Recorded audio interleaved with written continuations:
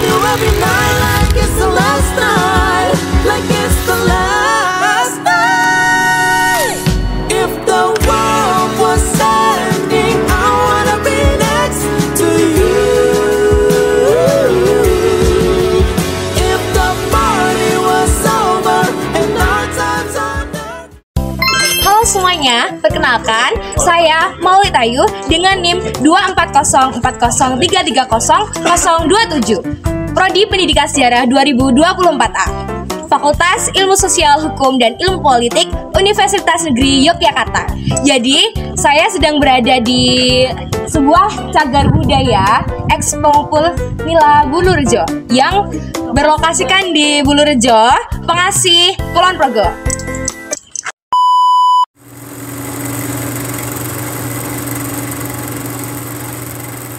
Bangunan Cagar Budaya Bulurejo dibangun oleh Sri Sultan Hamengkubuwono ke-7 pada tahun 1877 sampai dengan 1921. Bangunan ini dijadikan basis pengepul hasil panen nila yang merupakan tanaman komersil yang mulai dikembangkan di Yogyakarta sejak tahun 1837. Nila atau indigo vera digunakan sebagai pewarna alami pada kain. Nah, bangunan ini tuh diresmikan sebagai cagar budaya pada tanggal 13 Desember 2016 loh. Tahun 1931, bangunan ini juga digunakan sebagai kantor kabupaten pada saat kantor ibu kota Kabupaten Pengasih sedang diperbaiki. Memberitakan namanya definisi Quran tahun 27 bahwa di tahun 1927 itu Pengasih tidak pernah mengalami kekurangan pangan, tidak pernah mengalami kekeringan. Di pertaniannya sangat-sangat subur. Dibuktikan dengan empat kali diadakan pameran pertanian yang mungkin kalau hari ini tarafnya bisa Pada masa sekarang, bangunan ini digunakan sebagai tempat penyimpanan atau museum guys, untuk menyimpan barang-barang seperti koin-koin pada zaman dahulu. Terus ada arca dan peninggalan-peninggalan mulai dari zaman Hindu-Buddha dan masa penjajahan guys, seperti itu.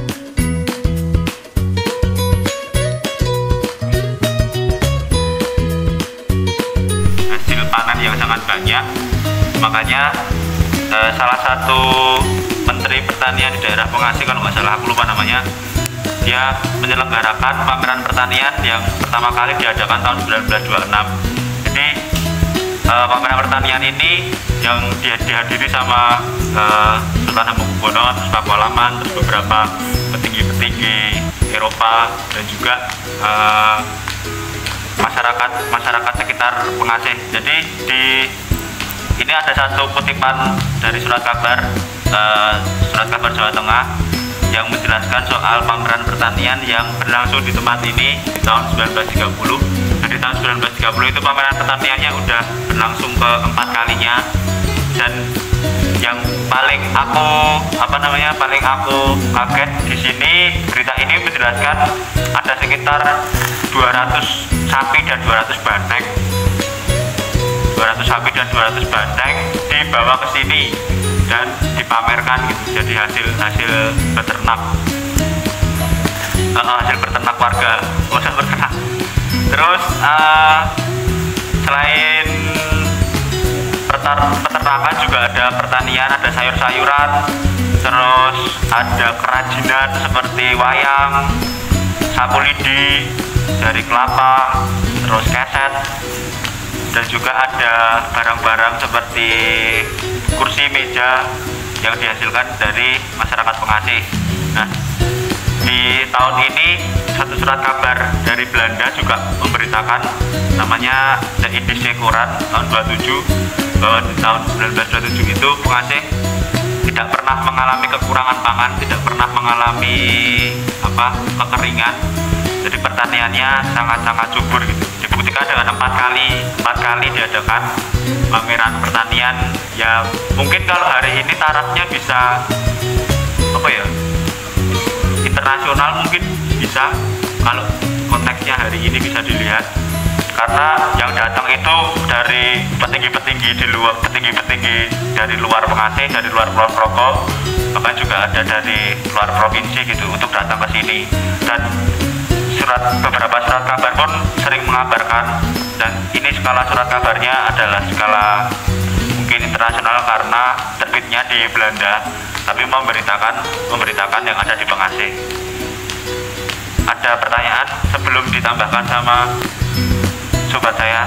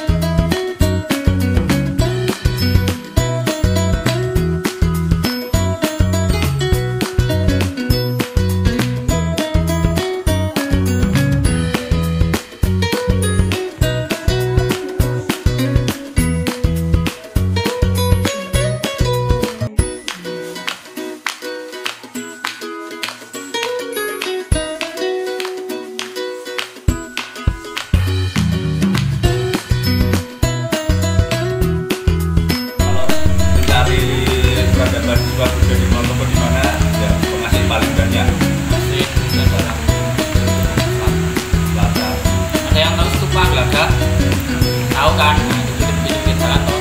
Ini juga bukti bahwa sebenarnya mataram Surabaya sudah eksis di wilayah pantai selatan Jawa. Itu yang ditemukan cuma apa? Cuma lekong. Tapi kenapa sekarang titik Pak? Hah? Sekarang ini loh. Surabaya. Kenapa kemudian Surabaya cuma sedikit ya?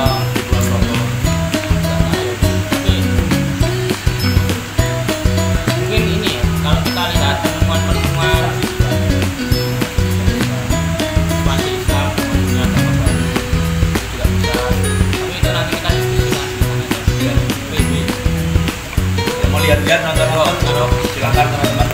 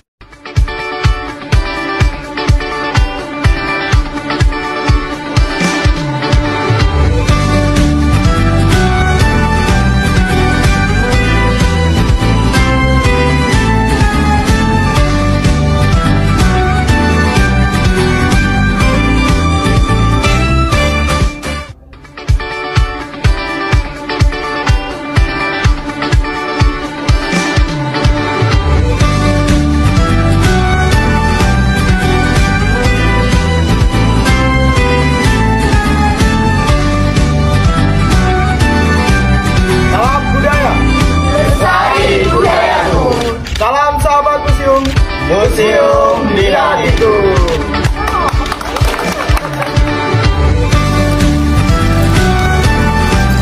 Walking Tour Manunggal Fai 2024.